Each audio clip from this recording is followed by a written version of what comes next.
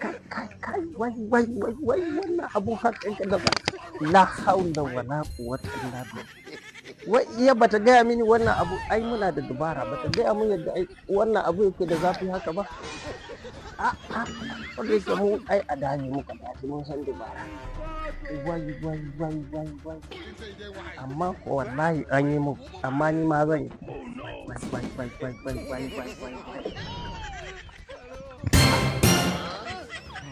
Masha kai lallai yau dama can ka gudu yau kuma zan kama ka kenan. Malam ba ai yau zan kama ka inda ka tsere a sanda ka ki zuwa karɓar zaka to yanzu ne zan yi maganin ka.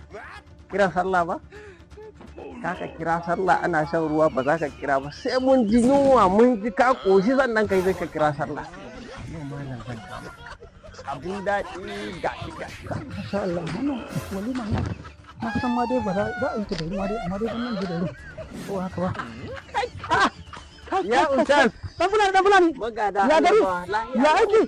Ya kana bi. Godiya. Ya gogari. Mallan gashi nan muna tayi. Ai na zo ne wa inda nake so in zauna. Ka san na dan yi aiki sai na ga iya da kunu. Gaskiya ne. Sai na ce to bari zo dan sai ga. Mala ai na san kai ma kana bukata ai ko. Ai ka san mu da man. Yanzu wallahi ta danna sunan je wurin walima ne. Amma ni malami abin da ke burge ni duk lokacin da zan ganka sai na ganka da shokali.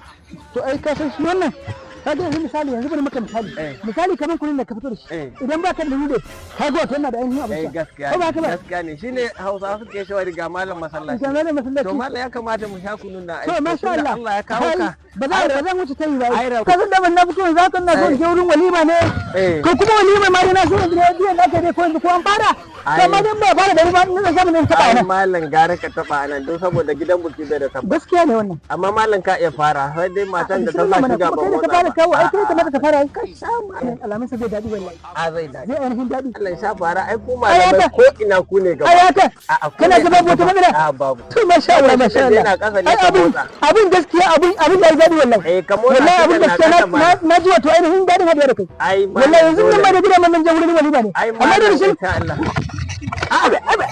da filan mallan ya akai haka haba da filan ya akai yanzu da filan tsakanin ni da kai akwai wannan abin yanzu wannan abin har yanzu baka manta wai mallam wai ai sai can ka gudu ana gaya maka sai na kama ka